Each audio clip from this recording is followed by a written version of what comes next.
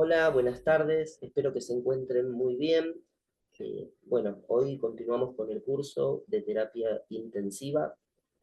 Quedaría esta clase y una más, donde terminaríamos todos los temas de la unidad 3, ¿sí?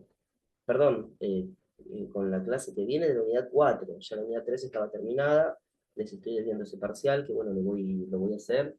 Si no es mañana domingo, será en los días de la semana. Lo voy a tratar de ir haciendo como ya para definirlo, ¿sí? Quizás no haga las 10 preguntas, que es lo que yo hago habitualmente, quizás haga un poquito menos, o una pregunta de cada uno, 5 o 6 preguntas, vamos a ver, como por lo menos para tener algo, y que ustedes se queden tranquilos que ya hicieron esa parte, y igualmente no son exámenes tampoco eliminatorios ni nada de eso, la idea es más que nada, es más, muchos no lo han hecho tampoco. Yo creo que el examen, el del primer parcial ya lo saqué de que se podía hacer, el segundo seguramente todavía no, pero ya cuando inicie el tercero ya voy a sacar el 2. Así que los que están un poco atrasados con los exámenes traten de hacerlo. No son eliminatorios, pero sí les va a ayudar un poco a fijar conceptos, ¿sí? Y a recordar un poco lo que fuimos viendo en las clases anteriores, más que nada para eso. Así que bueno, el tema que vamos a ver hoy es fracaso renal. Mi nombre es Miguel Ángel Peñarrocha. Y bueno, acá surgen temas que muchas veces vemos con pacientes que tenemos internados en lo que es la unidad de terapia intensiva, la unidad coronaria, incluso en el hospital donde yo estoy actualmente trabajando, en el servicio de guardia hay pacientes con insuficiencia renal, ya sea, bueno, generalmente aguda, por algún cuadro que los llevó a esta patología, y que les va dificultando su estado de salud, ya que tiene eh, relevancia muy mayor, ¿no? la, la insuficiencia renal respecto del funcionamiento adecuado de todo el organismo, ¿sí? Un poco definiendo lo que es la insuficiencia renal. Esta se produce cuando los riñones no son capaces de mantener su funcionalidad. ¿Y cuál es la funcionalidad de los riñones? ¿No? Lo de poder eliminar algunos desechos que se van produciendo en el organismo. Estos desechos no son eliminados, bueno, eso implica que se ha producido una insuficiencia renal. Después ya vamos a ir viendo cómo se clasifica también la insuficiencia renal, ¿sí? Las sustancias que deberían ser eliminadas por el organismo se acumulan. Le dio la R, se van acumulando, ¿no? Y se alteran las funciones internas del cuerpo, ¿no? Endocrinas, metabólicas, el equilibrio hidroelectrolítico. Se produce lo que llamamos falla multiorgánica a razón del fracaso renal. Va produciendo fallas en distintos órganos y sistemas del cuerpo. Esta es la primera, que es la insuficiencia renal aguda, es la que vamos a ver, ¿sí? Lo abreviamos así, IRA, ¿no?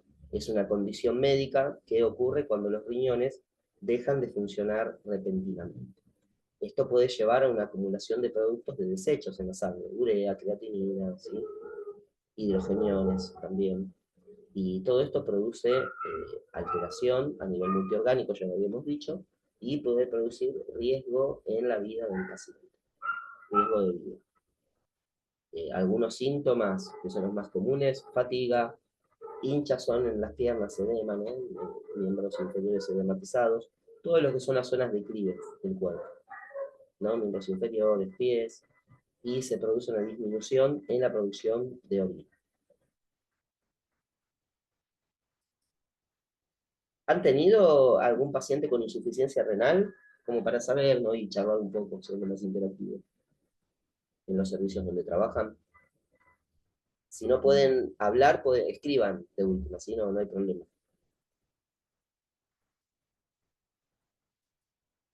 Quería ver quiénes estamos: Cecilia, Eva, Natalia y Dalia. Ah, y Dalia había dicho que no podía hablar. Así que bueno, no se preocupen. Como les decía, ahora teníamos uno en el hospital donde yo trabajo, un paciente con insuficiencia renal, ¿sí? Y ahí muchas veces va el técnico en diálisis. Es una linda especialidad, ¿no?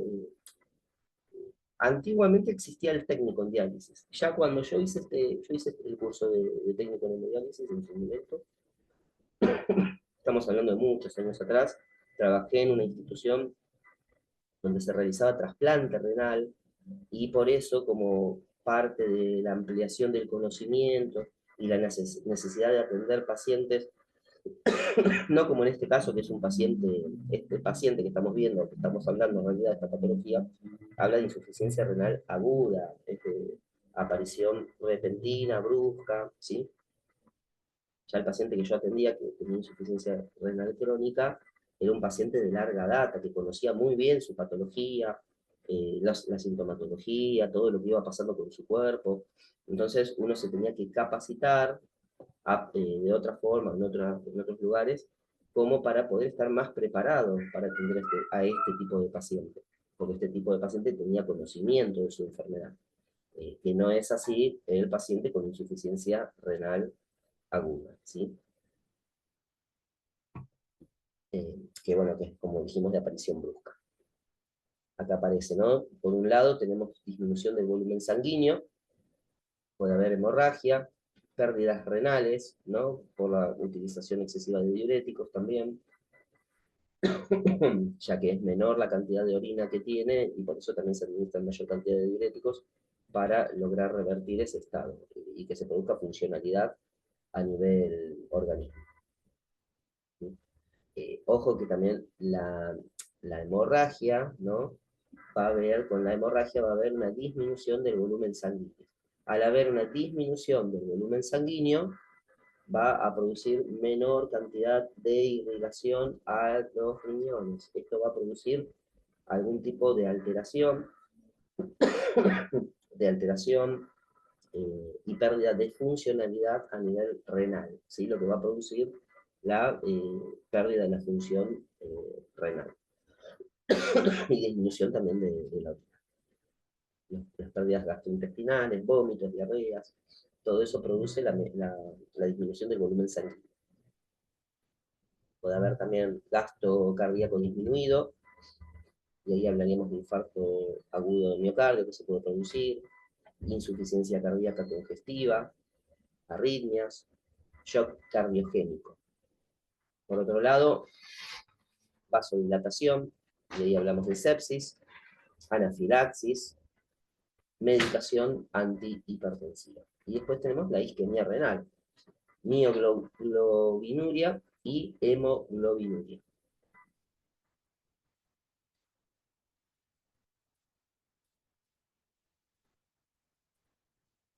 Bien.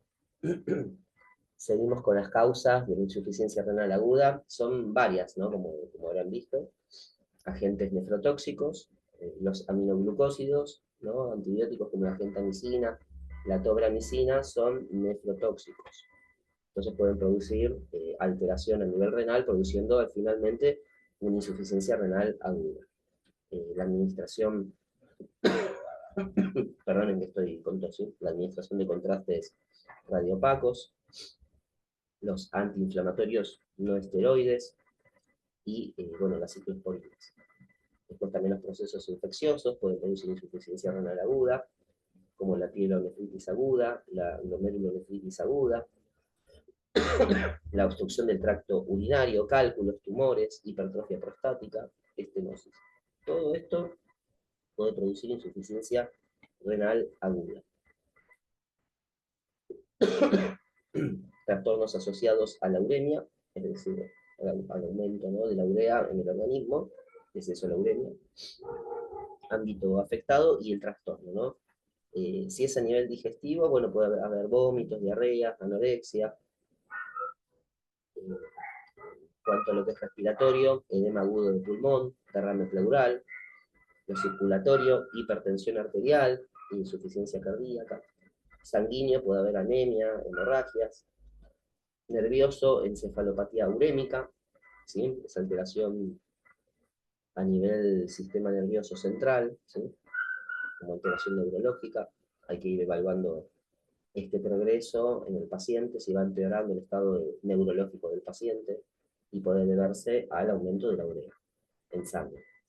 Dermatológico, bueno, puede haber prurito, urémico, es decir, el prurito, ¿no?, producido por el aumento excesivo de urea, piel seca, amarillenta, lesiones de rascado. Todo esto se debe a esto, ¿no? Al aumento de la urea en sangre. Porque también este producto no se estaría eliminando, al haber una insuficiencia renal aguda, no se estaría eliminando la urea, este producto. Bien, después tenemos el metabolismo de lípidos, incapacidad de metabolizar los triglicéridos, metabolismo fosfocálcico, y ahí aparece osteodistrofia renal, producido por déficit de síntesis de vitamina D y retención de fosfatos. Osteodistrofia, ¿no? O sea, tiene que ver alteraciones a nivel óseo, ¿sí? Que tiene que ver con el déficit de producción de vitamina D. Recuerden que para fijar la vitamina D y el calcio se necesita del sol, ¿sí? En niños puede provocar enanismo, evitando el crecimiento. Muchos pacientes, pero ya estamos hablando con insuficiencia renal, incluso aguda o crónica, menores, no llegan a crecer adecuadamente. Por favor, díganme si se me escucha, porque estoy con la garganta, como con dolor de la garganta, molestia, picazón, y a lo mejor hablo bajo. Así que avísenme si no se escucha bien, trato de hablar un poquito más fuerte. Otro ámbito afectado, el metabolismo de los glúcidos, y ahí aparecería glucemia elevada en pacientes, incluso pacientes que no son diabéticos. En cuanto a lo bioquímico, aumento de las concentraciones de urea, creatinina, ácido úrico, desequilibrio hidroelectrolítico, alteraciones de los valores de sodio y potasio, y acidosis metabólica. Ya lo de acidosis lo habíamos visto en algún momento del curso. Bueno, manifestaciones clínicas, tenemos manifestaciones en distintas etapas, en una fase inicial, en la fase oligúrica y en la fase políurica. Ahí llegó un mensaje. Se lo escucha bien, es verdad, profe, conocí un nene con problemas renales y tenía 15 años y parecía de 10. Sí, exactamente. A mí me pasaba mucho porque, como les dije, trabajé con trasplantados renales, muchas veces antes de trasplantarse, ¿no? Porque los recibíamos en el prequirúrgico, se le hacían todos los estudios, se lo pasaba a terapia intensiva, el prequirúrgico, ¿no? Pasaba cirugía, de cirugía salían y iban a dar lo que es terapia intensiva. Y había muchos niños, ¿sí? Muchos niños, más de los que uno se imagina, incluso. Bien. Perdón, vamos por un poquito. Ahí están manifestaciones clínicas, habíamos dicho fase inicial, fase oligúrica y fase poliúrica. Ahora vamos a ir viendo cada uno. En la fase inicial suele durar de 2 a 3 días, durante los cuales no hay manifestaciones de insuficiencia renal, pero sí etiología de enfermedad. Es decir, las manifestaciones típicas que un poco fueron las que fuimos hablando, de la disminución de la orina, por ejemplo, la uremia también, puede ser que no se lleguen a visualizar, ¿sí? No se vean en primera instancia, ¿sí? Es como la historia natural de la enfermedad. Cuando estudian la enfermería lo deben haber visto y recordarán que en esta primera etapa no se observan síntomas de forma visible y observable, sintomatología de la enfermedad. Creo que llegó un mensaje, ahí lo veo. También los médicos decían que la madre podía tener más hijos con problemas así. Es verdad, ahí puede ser, no lo sé a ciencia cierta, la verdad soy sincero, no lo sé a ciencia cierta, puede ser que sea una cuestión genética también, a veces tiene que ver esto de los riñones, tiene que ver muchas cuestiones, ¿no? Pero puede haber una cuestión de malformación en lo que es la fase de la embriología, ¿sí? En el desarrollo, que no se haya desarrollado adecuadamente el riñón, puede tener que ver con una falla genética, pueden haber muchas causas, ¿no? Irrigación, fetal, un montón de cuestiones, ¿no? A veces ya se nacen así, a veces se va desarrollando también con el paso del tiempo, de los años. se va desarrollando, ¿sí? Porque es multicausal, lo que llamamos multicausal. Ahí voy viendo otro mensajito. Bien, bárbaro, claro. Bárbaro, está bárbaro esto que vayan participando, aunque sea, escriban y yo les voy tratando de dar respuestas, ¿sí?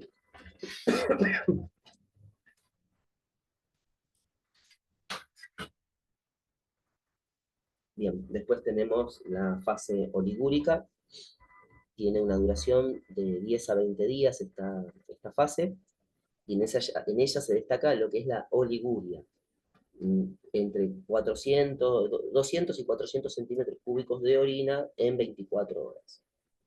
Hay además alteraciones bioquímicas, ¿no?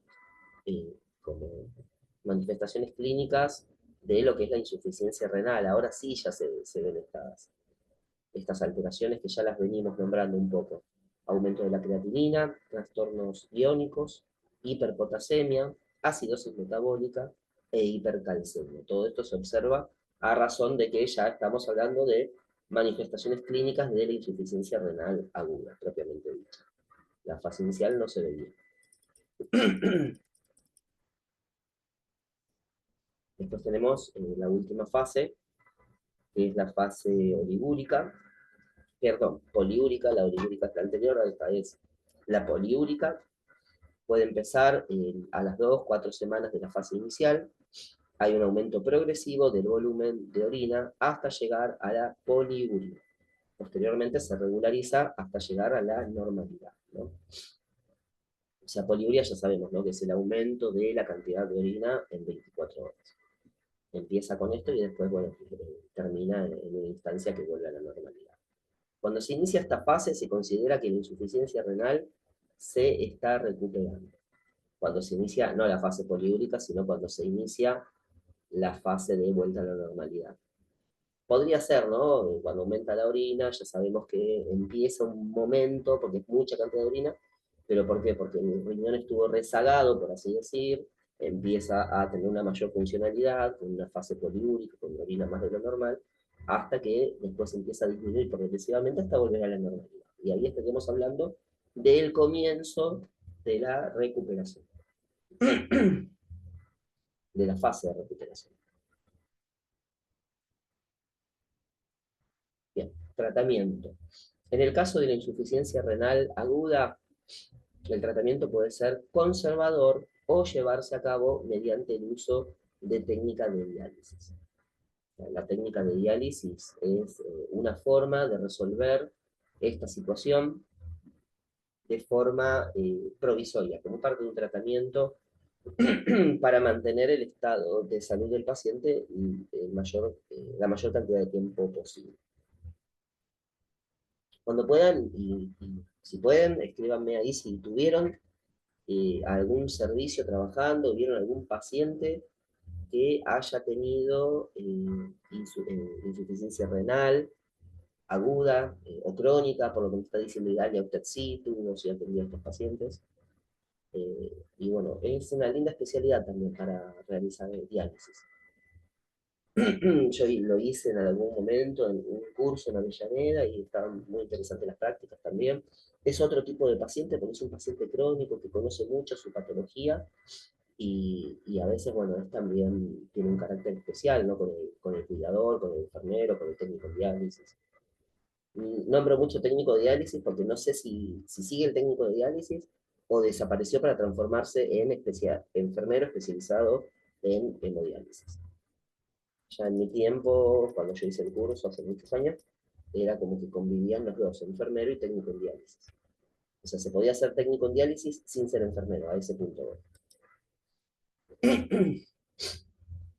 Tratamiento conservador sirve para conseguir restaurar el equilibrio normal, prevenir las complicaciones y favorecer la recuperación del tejido renal afectado, hasta llegar a la recuperación de la función renal. Ese es el tratamiento conservador. Ahí no se estaría utilizando máquinas para depurar, por así decir, los riñones, ¿sí? Se estaría utilizando lo que llamamos tratamiento conservador. Bueno, el tratamiento conservador consiste en tratar las hipovolemias, deshidratación, quemaduras o hemorragias. O sea, la hipovolemia se puede producir a razón de estas tres cuestiones: deshidratación, quemaduras o hemorragias. Hay que ajustar las dosis en la administración de drogas nefrotóxicas y aportar líquidos en las quimioterapias. Todo esto, ¿no?, para conservar la funcionalidad de los riñones y evitar que se produzca un mayor deterioro del mismo. Logrando todo esto, podríamos estar evitando un mayor deterioro a nivel renal.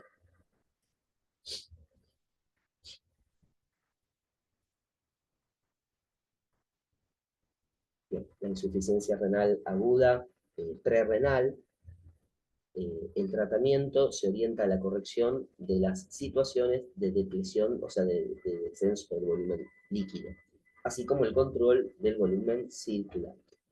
En la depresión del volumen está indicada la rehidratación rápida con administración de suero fisiológico, siempre que no esté contraindicado, así como el control de la presión arterial, ¿sí? También podríamos utilizar presión venosa central para controlar el volumen de líquidos, ¿sí?, que sea en cantidad suficiente, que tampoco eh, logremos un aumento muy significativo del volumen de líquido, que puede producir otras complicaciones también, como edema de pulmón, falla cardíaca. Algo de eso habíamos nombrado anteriormente, ya lo venimos nombrando. Recordemos, ¿no?, que parte de lo que es la etiología, ¿no?, de la insuficiencia renal aguda, prerrenal, tiene que ver con lo que ocurre previo, antes de que llegue al riñón. Entonces, alguna patología que evita que llegue cantidad suficiente de líquido, como por ejemplo deshidratación, a los riñones, puede producir la insuficiencia renal aguda prerrenal.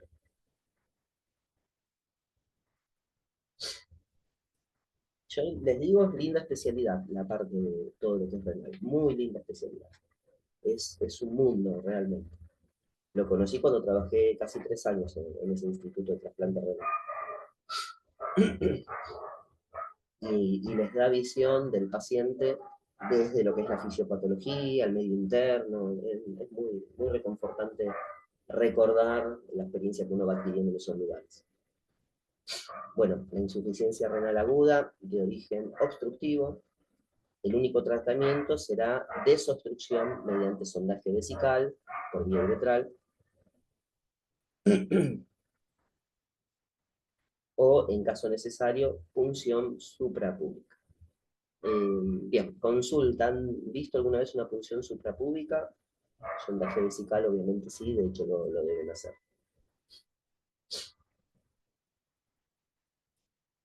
Igual de eso hay infinidad de videitos que pueden ver de lo que es la punción suprapúbica. Después, bueno, finalmente la insuficiencia renal aguda. Ahí volví a repetir. Renal aguda, renal pus, perdón. Bien. Eh, es la que suelen sufrir los pacientes ingresados en las unidades de cuidados intensivos. Está asociada a situaciones como hipotensión, sepsis, ventilación mecánica y al uso de fármacos nefrotóxicos. Uno de ellos, por ejemplo, la vancomicina es nefrotóxica. Eh, hay que tener, bueno, esta cuestión del cuidado de tengo que administrar un fármaco que puede llegar a ser nefrotóxico, para eso tenemos que ir investigando qué fármacos pueden ser nefrotóxicos, diluirlos adecuadamente, pasarlos en tiempo de infusión adecuado, ¿sí? Si no lo diluyo o lo administro con poca cantidad de líquido, puedo producir un daño sobreagregado a nivel renal. Bueno, situaciones como sepsis, hipotensión, pueden producir insuficiencia renal aguda. Ya en 8 minutos se va a cortar, después de esos 8 minutos, yo calculo 10, 15 minutos, me parece, porque Zoom no me deja conectarme antes, me dice que espere como 15 minutos. Y en realidad como 10, para más seguridad decimos 15 y en esos 15 minutos ya volvemos a entrar sí o sí, así que cuando se corta, cuento los minutos y les digo. Tratamiento de la insuficiencia renal aguda, tratamiento del equilibrio de líquidos, para eso tenemos control de peso corporal diario. Control y registro estricto de las entradas y salidas, esa balance de ingresos y egresos, restricción hídrica. Eso es muy difícil cuando el paciente está lúcido, porque depende del paciente que va a insistir en la toma de líquidos. Bueno, igual estando en terapia intensiva tiene mayor control que un paciente que está en su domicilio con una insuficiencia renal crónica, ¿sí? Por ejemplo. Dieta hiposódica e hipoproteica y reposo absoluto.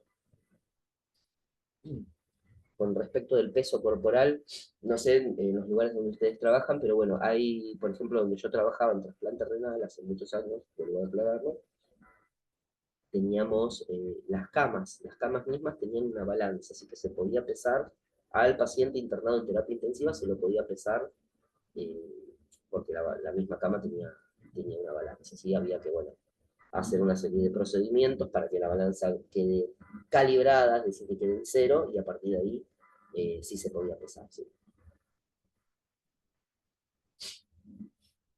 Y finalmente, falta todavía un poco de clase, pero ya estamos en lo que es la insuficiencia renal crónica. Hasta ahora habíamos visto insuficiencia renal aguda.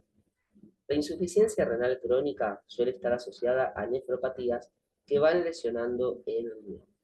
El número de nefronas funcionantes disminuye lenta y progresivamente hasta que se produce el fracaso renal por incapacidad de las neuronas para mantener la filtración glomerular y poder eliminar de esta forma los líquidos y productos de desecho. Se va produciendo un daño constante y continuo a lo largo del tiempo, de los años muchas veces, y tengamos en cuenta que es irrecuperable, no se puede recuperar de ese daño de los riñones, ¿sí?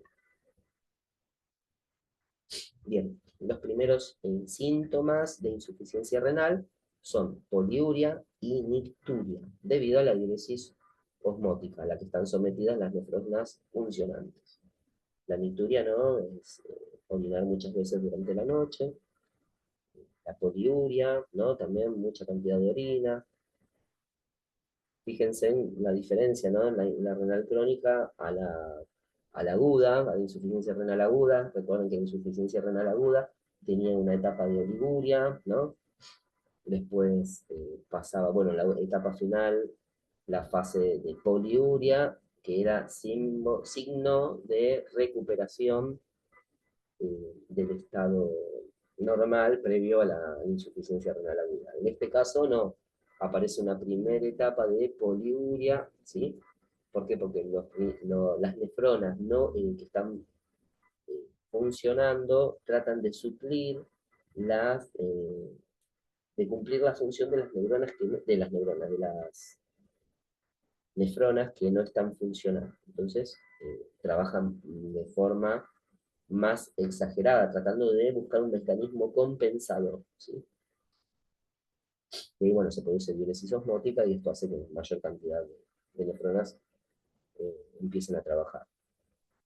Esta situación provoca incapacidad para mantener el correcto equilibrio de líquidos y electrolitos, lo que da lugar a uremia, la urea elevada, ¿se acuerdan? Ya lo habíamos dicho, la cual provoca efectos adversos en los diferentes sistemas del cuerpo.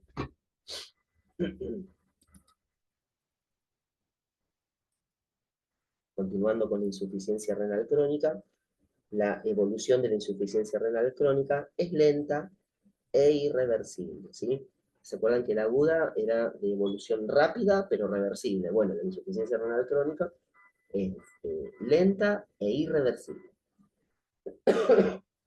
A causa de la lentitud, el organismo de los pacientes que sufren insuficiencia renal crónica se adapta progresivamente a esta situación, de manera que el organismo llega a tolerar concentraciones elevadas de urea y creatinina.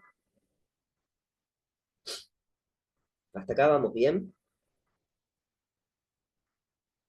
Faltan 3 minutitos y ya termina esta primera etapa y nos volvemos a conectar en 15 para dar finalidad a la clase. Finalización, ¿no?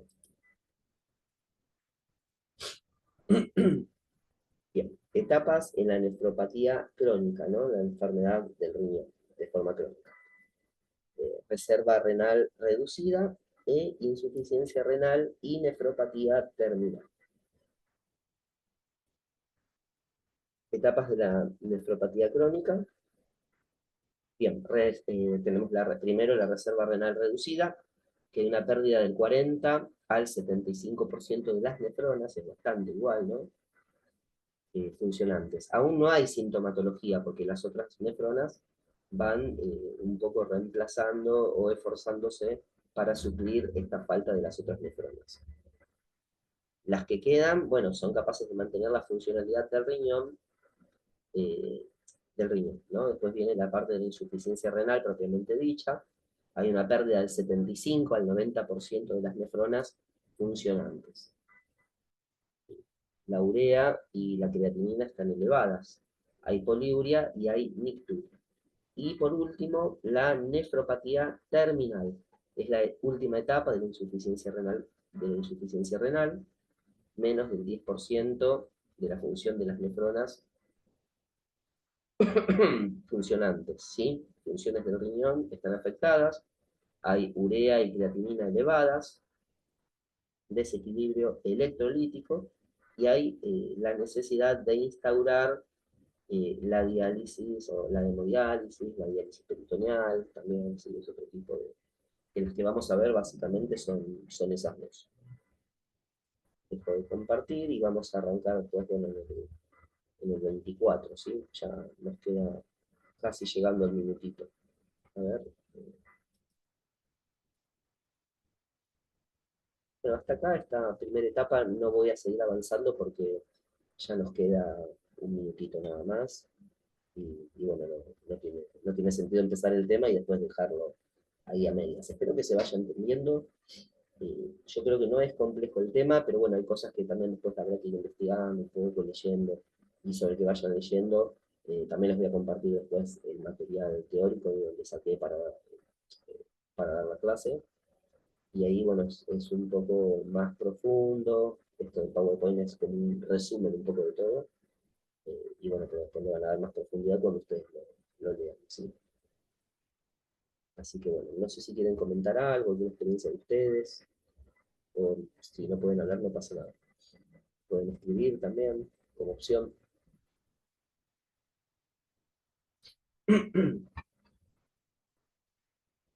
Bueno, voy a dejar de grabar y